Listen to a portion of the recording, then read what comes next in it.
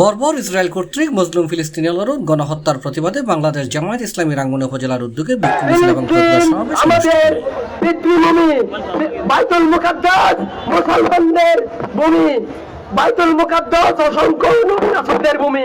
এপ্রিলের ৭ তারিখ সোমবার বিকালে মরিয়মনগর সমন্বয়নী কর্মসূচি শুরু হয়। শুরুতে মাওলানা আলমগীর হোসেনের কোরআন তেলাওয়াত এবং উপজেলার নায়েব আমির মাওলানা শওকত হোসেন স্বাগত বক্তব্য রেখে পরে আয়োজিত বিক্ষোভ মিছিল হাপ্তায় সড়ক ঘুরিয়ে রোয়াজারহাট বাজারত যায় সমাবেশের মাধ্যমে শেষ হয়। এটা প্রধান অতিথির বক্তব্য রেখে উপজেলা জামায়াতের আমির মাওলানা হাসান মুরাদ। ইসরায়েল, আমেরিকা ও ভারত বিরোধী স্লোগানে বিক্ষোভ মিছিল মুখরিত হয়। এটা প্রধান অতিথির বক্তব্যে মাওলানা হাসান মুরাদ ইসরায়েলি পণ্য বর্জনের আহ্বান জানাই এবং মুসলিম ফিলিস্তিনিয়লর দোয়াত শামিল গরিবের আহ্বান জানায়। এটাই বক্তব্য রেখে ছাত্র শিবির রাঙ্গুনিয়া অঞ্চলের পরিচালক ওয়াহিদুল ইসলাম।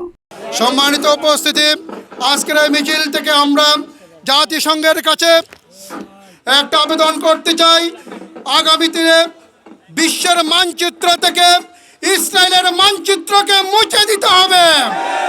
বিশ্বের কোনো মানচিত্রে ইসরায়েলের কোনো মানচিত্র থাকতে পারবে না ইনশাআল্লাহ।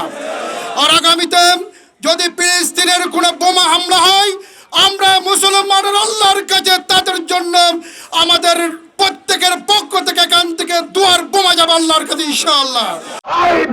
তাহলে 5ই আগস্ট থেকে বিচ্ছিন্ন করে দেব। সংগ্রামী উপস্থিতি, আমরা সবাই সিদ্ধান্ত নিয়েছি আজকে মুসলমানেরা ইসরায়েলি পণ্য বয়কট করার জন্য।